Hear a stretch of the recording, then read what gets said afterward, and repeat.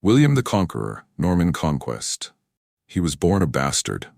Raised in chaos, hunted by assassins, mocked for his grandfather's profession as a tanner. And yet, he became one of the most powerful kings in European history. But how did a boy who had to be smuggled out of castles at night become the architect of the Norman Conquest? Why did a single arrow, possibly fired by his own men, change the fate of England forever?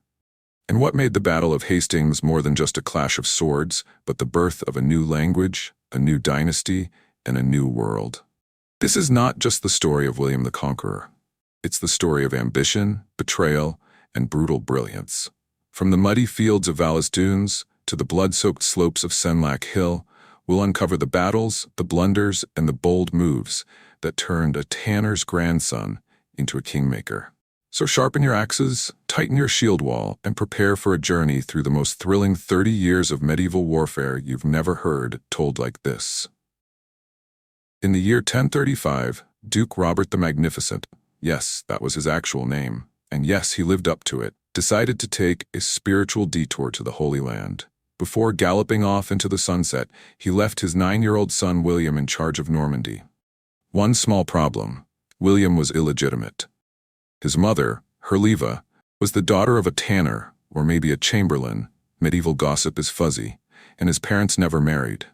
To the noble side-eyes and whispered insults. Robert made the Norman barons swear loyalty to young William, but let's be honest, swearing fealty to a child born out of wedlock was like promising to obey your cat. Everyone nodded politely, then sharpened their daggers. After Robert died on his way back from Jerusalem, classic medieval travel hazard, Normandy descended into chaos. Castles popped up like mushrooms, nobles turned into warlords, and William's guardians dropped like flies. Alan of Brittany, dead in a siege.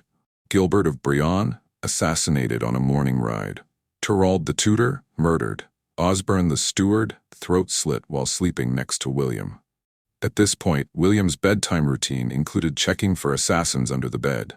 He was smuggled out of castles in the dead of night by his uncle Walter, hiding in peasant huts like a royal fugitive. Think Home Alone, but with chainmail and political intrigue. By 1043, things got spicy. The French king Henry VI, who had once been sheltered by William's dad, decided to stir the pot by backing a rebellion in Normandy. One rebel even seized William's birthplace, Falaise. But instead of running, William stood tall. He was invested with arms by King Henry himself, officially leveling up from boy duke to battle-hardened badass. William began cleaning house. He ditched the shady nobles and brought in 2 loyal lieutenants, William Fitz Osborne and Roger of Montgomery. These guys were the medieval equivalent of ride-or-die bros, and they helped William start reclaiming his duchy.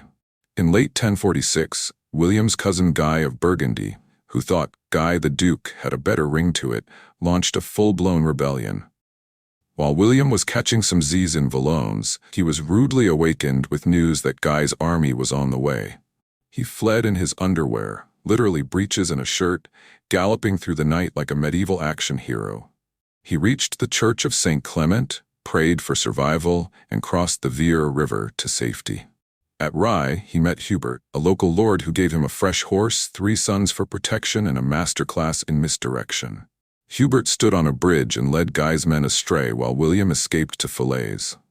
Now it was personal. William rallied his forces and called in King Henry. Together they faced Guy's rebel army near Caen at Valais Dunes, a wide, flat battlefield perfect for cavalry carnage. Enter the Norman knights, trained from childhood, armored like tanks, and riding horses bred for war. They're Conroy units, 20 to 30 riders deep, charged with precision, wielding spears, swords, and shields. Some even threw their spears like javelins, as seen in the Bayeux Tapestry, aka medieval Instagram. The rebels advanced from the west near the Orne River, joined by Ralph Tesson from the southwest. But William and Henry's forces were disciplined, deadly, and determined. The battle was brutal, the ground soaked in blood, and by the end, William had crushed the rebellion. The year is 1047. Normandy is a powder keg of rebellion, and Duke William, still known by the charming nickname William the Bastard, is about to prove that illegitimacy is no barrier to greatness. His enemies? A coalition of disgruntled Norman nobles led by his cousin Guy of Brienne, who thought Guy the Duke sounded better on parchment. William's army is outnumbered, but he's got a secret weapon, King Henry Thirst of France, who's marching to his aid like a medieval cavalry uber. Henry's route is a scenic nightmare, through Mézidon, across the Lison River, through Valmeray, and over the Muance. Meanwhile, William joins from Argence, probably muttering, "I hope he brought snacks."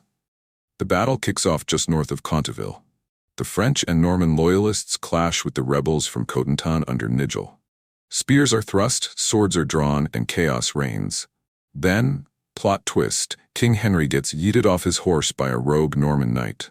The king tumbles into his own ranks, which is lucky, because if he'd landed in enemy territory, he'd have been medieval mulch. The knight who dared unhorse the king, trampled like a wine barrel at a peasant festival. Henry, ever the drama king, remounts and rides through his troops like a motivational speaker with a sword. "Don't panic, I'm still fabulous." But wait. Here comes Haemon Dentatus, rebel lord of Thorigny. He also unhorses Henry. Seriously, someone get this king a seatbelt. But Haemon's victory is short-lived. A furious French knight charges and yeets Haemon straight to the afterlife. One less rebel, one more heroic tale for the taverns. Now it's William's turn, and he's not here to negotiate. Rushing in, then he spreads such terror by his slaughter that his adversaries lost heart and their arms weakened.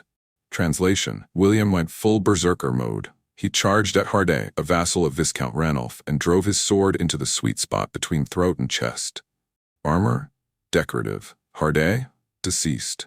Then comes the twist of twists. Ralph Tesson, who had been chilling to the southwest, suddenly flips sides and attacks his former allies.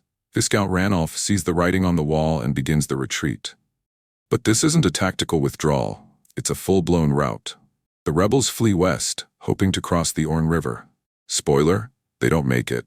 The royal army pursues, cutting down knights like wheat in a harvest. Many drown, and the mills downstream clog with bodies. Yes, you read that right. The mills jammed with corpses. It's grim, it's gruesome, and it's medieval warfare at its most unfiltered. Victory belongs to William and Henry. Though Henry did most of the heavy lifting and falling, William's leadership and Ralph Tesson's betrayal sealed the deal. Count Guy flees to his fortress at Brienne. William lays siege for 3 years, slowly starving him out with siege castles. Guy eventually surrenders and is sent packing to Burgundy. But Grimald of Plessis, who tried to assassinate William at Valoins, he gets the full villain treatment, captured, executed, and his castle razed to the ground. With Normandy pacified, William hosts a grand council in Caen. He proclaims a truce of God banning private warfare on certain days. Spoiler, William himself is exempt. Because of course he is. With his duchy secure, William needs a wife. Enter Matilda of Flanders, daughter of Count Baldwin. She's royal, she's strategic, and she's Pope-disapproved consanguinity drama. But love, or politics, wins. They marry in 1051. Across the channel, King Edward the Confessor is watching all this with a mix of admiration and anxiety. He's got his own problems, a brawl in Dover, a power-hungry Earl Godwin, and a kingdom teetering on rebellion. Edward exiles Godwin and sets his sights on William as his successor. William visits England, is received by Edward, Reed sworn in as a vassal, and leaves with a promise of the throne. But Godwin returns in 1052, flips the chessboard, and Edward's plan crumbles. William, however, gains hostages and intel from the exiled Archbishop Robert of Jumièges. He's playing the long game. While William's eyes are on England, Geoffrey Martel, Count of Anjou, is causing trouble in Maine. He kidnaps the Bishop of Le Mans and starts annexing territory like a medieval Monopoly player. William's got enemies on all sides, but he's no longer the boy hiding in peasant huts. He's the Duke who survived assassination, rebellion, and royal politics. It all began with a royal bromance gone sour. King Henry Thirst of France had once backed young Duke William at Val-les-Dunes, helping him crush rebellious Norman barons and secure his shaky throne. But by 1051, William was no longer the grateful underdog. He was a rising power, and that made Henry nervous. When Geoffrey Martel, Count of Anjou and professional troublemaker, started poking around Normandy's borders, Henry summoned his vassals and launched a campaign into Angevin territory. William, still loyal and still trying to keep his reputation as a good vassal, joined the fray and helped capture Moulay Herne Castle near Angers. Geoffrey didn't take that lightly. He retaliated by pushing north into Alençon, practically knocking on William's front door. Geoffrey, ever the strategist, fortified Domfront, hoping William would waste time and resources in a long siege. William took the bait, but he didn't stop there. He also rode hard for Alençon, nearly catching the townsfolk with their breeches down. The burghers of Alençon slammed the gates shut just in time. Then, in a moment of medieval trash talk that would make a Twitter feud look tame, they shouted from the walls, "Hides! Hides for the tanner!" A jab at William's grandfather, Fulbert the Tanner, and a reminder that William was still seen by some as a low-born bastard. William didn't laugh. He didn't even shout back. He marched 32 captured citizens of Alençon to the gates, and in full view of their neighbors, had their hands and feet hacked off. It was a horror show.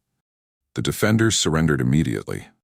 Domfront, hearing of the carnage, gave up too, after William promised not to repeat the Alençon special. With the Belaim border region now under his thumb, thanks to his lieutenant Roger of Montgomery marrying Mabel of Belaim, William was riding high. By late 1051 he was off to England, where King Edward the Confessor was warming to the idea of William as his heir. But back in France, King Henry was watching all this with growing alarm. Geoffrey Martel was now cozying up to Henry's court in Orleans, and William's success in Normandy and England made him look less like a loyal vassal and more like a future rival. Henry's chance came in 1053, when William, Count of Arques, a legitimate son of Duke Richard II and William's cousin, rebelled. He had deserted William during the siege of Domfront, and William had confiscated his castle. But Count William wasn't done. He bribed the garrison and reoccupied Arques, forcing Duke William to lay siege and build a siege castle to starve him out. Henry saw his opening. He planned a two-pronged invasion. Enguerrand, Count of Ponthieu, would invade eastern Normandy. Henry himself would march on Rouen. Geoffrey Martel would come from the south. But coordination wasn't their strong suit. Enguerrand's men were ambushed at Saint-Aubin-sur-Sea on October 25th. Enguerrand himself was cut down. Meanwhile, the Count of Arques surrendered, after being promised he'd keep his limbs. Henry was furious. In February 1054, he returned with a vengeance, bringing William of Aquitaine, Theobald of Blois, and Geoffrey Martel. It was a medieval Avengers lineup, and they planned to crush William in a pincer movement around Rouen. William split his forces. He shadowed Henry's southern army, harassing them and picking off stragglers. Meanwhile, Robert of Eu, Hugh of Gournay, and Walter Giffard led a Norman force to counter Odo, Henry's brother, in the north. Odo's army, confident and cocky, reached Mortimer and went full frat party mode. By day, pillage; by night, wine, cattle, and revelry. But the Normans weren't sleeping. They crept through the woods, reached Mortimer before sunrise, and blocked every exit. Then they set the town on fire. Panic erupted. The French tried to flee, only to be met with Norman war cries and steel. The melee lasted from dawn until 3 p.m. It was a massacre. Odo was captured. Guy of Ponthieu was taken and imprisoned for 2 years. Wallerand, brother of the late Enguerrand, was killed. William had survived rebellion, insult, and invasion. He had turned a mockery of his birth into a reign of terror. His enemies were dead, captured, or humiliated. His duchy was secure. His marriage to Matilda of Flanders had forged powerful alliances. And across the Channel, Edward the Confessor had named him heir to the English throne. But William wasn't done. The boy who once fled assassins in his breeches was now a duke with a taste for vengeance, and a destiny that would soon lead to Hastings.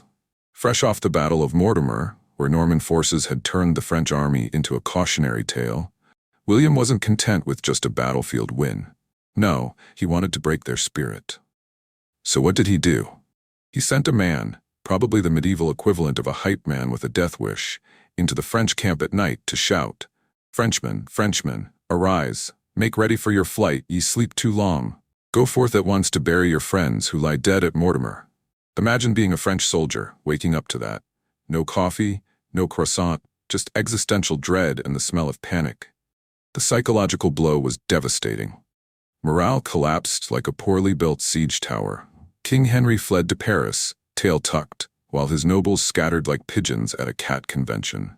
William had pulled off a masterclass in Fabian tactics, avoiding direct confrontation, using intelligence, and letting his lieutenants do the dirty work. The result? A humiliating peace for Henry, who had to promise not to interfere in William's affairs with Geoffrey Martel, Count of Anjou. But Henry wasn't done. He was simmering, and simmering kings tend to boil over. With Mortimer behind him, William turned to settling scores. First up, William of Arcus, the rebellious cousin who had holed up in his fortress like a medieval troll under a bridge. William starved him out, packed him off to exile, and handed his lands to loyalists. But then came Mauger, Archbishop of Rouen and William's half-uncle. Mauger hadn't openly rebelled, but he was guilty by association. And in William's book, that was enough. He couldn't just fire an archbishop like a disgruntled steward, so he called a church council at Lisieux and had Mauger exiled to Guernsey, which, let's be honest, is the medieval version of being sent to the naughty corner with sheep. With Normandy pacified, William turned his gaze south to Maine, Geoffrey Martel's stronghold. Just weeks after signing peace with Henry, William began building a castle at Ambrières, 13 miles south of Domfront, like poking Geoffrey in the ribs with a flaming sword. Geoffrey responded by besieging the fortress, but when he heard William was coming, he ran faster than a monk from a tavern brawl. Another win for William, but the quiet years of 1055 to 1057 were deceptive. Geoffrey and Henry were plotting again, and this time they wanted Normandy split in two like a medieval sandwich. In August 1057, Henry and Geoffrey launched a two-pronged invasion, aiming to slice Normandy west of the Seine. But unlike previous campaigns, William had no internal traitors to worry about. He'd cleaned house. Henry's army penetrated deep, sacking Seine and ravaging the Bessin region. William, ever the strategist, waited. He gathered troops at Falaise, watching and calculating. He knew that kings love loot, and armies heavy with plunder move like drunken oxen. Then came the moment. Henry's army began crossing the Dives River at Varaville, hoping to beat the tide. But the crossing was a mess. Men, horses, baggage all jostling to be first. The bridge groaned under the weight like a medieval Jenga tower. William struck. William's knights, swift and savage, fell upon the French rear. According to Wace, the bridge collapsed under the pressure. The boards bent under the throng. The water rose, and the stream was strong. The bridge shook and at length fell, and all who were upon it perished. Panic spread like wildfire. French soldiers abandoned loot, weapons, and dignity, trying to find other crossings. Many were cut down or drowned. King Henry, already across, could only watch the carnage from a hilltop, like a man who dropped his crown into a sewer and couldn't reach it. He asked his nobles if they'd go back and fight. Their answer? "Sire, you shall not go. You shall return another time and destroy all the land." Translation: let's not die today. Henry withdrew. Again. And William? He was now undisputed master of Normandy. After Varaville, William demanded Tillières, a disputed fortress. Henry gave it up. But William wasn't done. He seized Timert, deep in French territory. That was too much, even for a humiliated king. Peace wasn't formalized until Henry died in 1060. And as fate would have it, Geoffrey Martel died the same year. France was now ruled by an 8-year-old, and Anjou descended into civil war. By the early 1060s, William had already outmaneuvered rebellious Norman barons, humiliated the King of France, and turned the battlefield into his personal chessboard. But one piece remained out of place: Maine, the strategic buffer between Normandy and Anjou. Enter Herbert II, died in March 1062 before William could solidify control. The pro-Angevin faction in Le Mans rejected William's claim and elected Walter instead. That was all William needed, a casus belli wrapped in a funeral shroud. William launched his campaign into Maine like a man possessed. William's forces took it by storm, likely with the kind of medieval enthusiasm that involved battering rams, siege towers, and a lot of shouting in Old French. By 1063, William was the undisputed power in France. He had crushed Angevins, outplayed kings, and turned Normandy into a fortress of ambition. He even campaigned briefly in Brittany in 1064, because why not flex a little more? But his eyes were now fixed on a prize far greater than castles and counties. Let's rewind a bit. In the late 9th century, Viking raiders had terrorized Francia until King Charles the Simple, yes, that was his actual name, gave land to Rollo, a Norse warlord, in exchange for peace. Rollo became the first Duke of Normandy, and his descendants built a dynasty that would shake Europe. Fast forward to Robert I, William's father. He ruled during civil war, clashed with the church, and eventually set off on a pilgrimage to Edward restored the House of Wessex, but filled his court with Norman advisors, much to the chagrin of Godwin of Wessex, England's most powerful earl.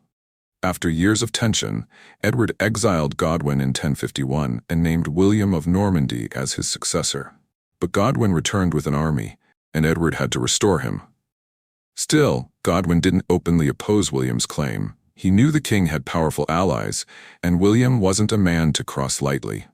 Godwin died suddenly, and his son Harold became Earl of Wessex. His brothers took control of other earldoms, effectively turning England into a Godwin family business.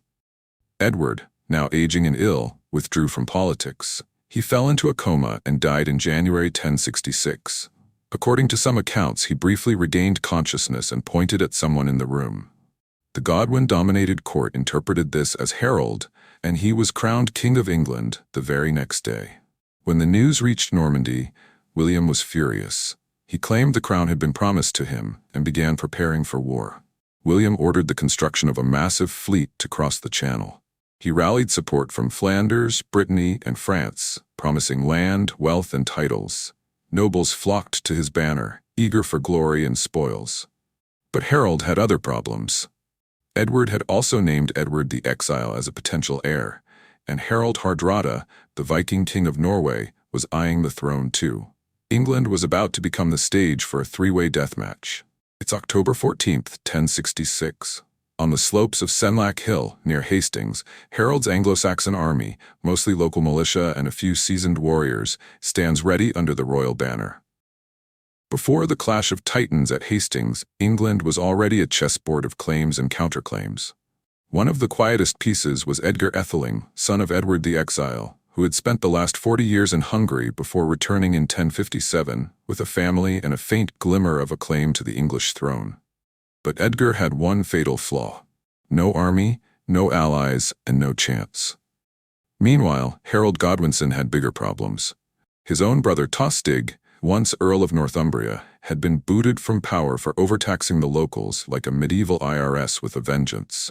Furious and vengeful, Tostig did what any disgraced noble would do. He called the Vikings. He persuaded Harald Hardrada, the towering king of Norway, to invade England. Hardrada claimed the throne through a convoluted agreement between Magnus of Norway and Harthacnut of England, a diplomatic handshake that basically said, "If I die, you get my stuff." And now, Hardrada wanted his stuff. Back in Normandy, Duke William was ready. His fleet was built, his army was eager, and his claim to the English throne was backed by a promise from Edward the Confessor himself. But the north winds had other plans, pinning his ships to the coast like a bad hair day. Harold, meanwhile, kept his army on high alert all summer, watching the southern coast like a hawk. But harvest season came calling, and with supply lines stretched thin, he had to disband much of his army in early September. And just as he returned to London, disaster struck. Tostig and Hardrada landed in Northumbria with 10,000 Viking warriors and crushed the local forces under Earl Morcar. Harold, hearing the news, marched from London to York in under 4 days, a feat that would make modern marathoners weep. On September 25th, Harold's army met the Vikings at Stamford Bridge. It was a brutal, glorious victory. Hardrada was slain, Tostig fell, and the Viking threat was extinguished. But before the blood dried, another storm brewed. While Harold celebrated in the north, William landed in the south, capturing Pevensey and Hastings, fortifying both towns and raiding the countryside. A few Norman ships were blown off course and clashed with the local fort at Romney, but the bulk of William's force was intact and ready. Harold, now exhausted and battered, raced back to London, arriving in early October. His troops were weary, their boots still muddy from Stamford Bridge. He could have waited, gathered reinforcements, but victory had made him bold. He marched to meet William, hoping to catch him off guard. But Norman scouts spotted the movement, and William advanced to meet him. Harold chose his ground wisely: Senlac Hill, a south-sloping ridge with swamps and woods guarding his flanks. His army was mostly infantry, with professional housecarls at the center, and furred militia, peasants with pitchforks and passion, on the edges. William's army was a multinational force, Norman knights, archers, infantry, and cavalry from Flanders, Brittany, and France. They were trained, organized, and hungry for conquest. At dawn, William sent his archers forward, but Harold's shield wall was tight and the arrows bounced off like pebbles on a stone fortress. Next came the infantry, then the knights, charging uphill, but the shield wall held. Axes swung, horses fell, and by midday the Normans had made no progress. Then came the chaos. The Bretons on the left flank mistook a tactical withdrawal for a rout and began to flee. Some Anglo-Saxons broke formation to chase them. William, seeing the collapse, ordered a full disengagement. Then came the rumor. William was dead. 2 horses had been slain under him, and confusion spread like wildfire. To stop the panic, William removed his helmet, rode through the ranks, and shouted, "I live! Look at me, I am still your duke." It worked. He rallied his troops, sent knights to flank the pursuing Fyrd, and crushed them on a hillock, turning their chase into a massacre. With Harold's line thinned, William launched a general assault. Archers fired again, infantry surged, knights charged, but the shield wall held. Axes, spears, and stones rained down. The Normans were repelled once more. Both sides paused, licking wounds and eating whatever hadn't been trampled. By early afternoon, Norman losses were mounting, and Harold's plan seemed to be working. The shield wall was battered but unbroken. The King of England stood firm, but the day was far from over. By mid-afternoon on October 14, 1066, Duke William of Normandy was facing a problem. Harold's shield wall was still standing, and his knights were starting to look more bruised than brave. The Anglo-Saxon defense was like a medieval brick wall, stubborn, immovable, and full of angry men with axes. So William, ever the tactician, decided to change the script. He sent only his knights forward, hoping to recreate the earlier chaos on the left flank, where a mistaken retreat had lured some of Harold's men into a deadly trap. This time, the retreat was intentional. The knights charged, clashed briefly, then turned tail and galloped downhill like they'd just remembered they left the oven on. But Harold's men didn't bite. The shield wall held firm.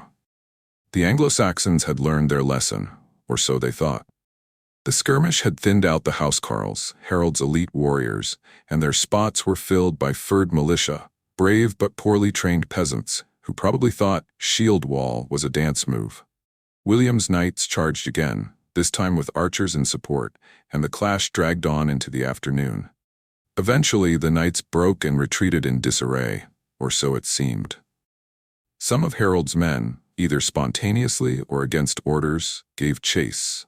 Whether Harold shouted "Hold the line" or just sighed in despair, we'll never know. But this time, the feigned retreat worked. The Anglo-Saxon line crumbled. The Fyrd couldn't hold against the better-armed Normans and French. Units broke apart, some surrounded, others fleeing. It was chaos, carnage, and the beginning of the end. And then came the moment that would echo through history. Legend has it that Harold was shot in the eye, a poetic and tragic end, possibly by friendly fire, which is medieval for oops. He fell from his horse, and Norman knights hacked him to pieces, ensuring that the King of England was well and truly dead. The morale of the Anglo-Saxons collapsed. Their king was gone, their line shattered, and the Normans were relentless. The battlefield turned into a slaughterhouse, with fleeing Englishmen chased down by Norman cavalry. The Battle of Hastings was over. The Anglo-Saxons had lost their king, their army, and their grip on the throne. William, Duke of Normandy, was now William the Conqueror. He marched to London, putting down resistance and receiving submission. And on Christmas Day, 1066, in Westminster Abbey, he was crowned King of England. The conquest didn't just change rulers, it changed everything. French became the language of the court, blending with Old English to form the roots of modern English. William built castles across the land, including the iconic Tower of London, to cement his rule.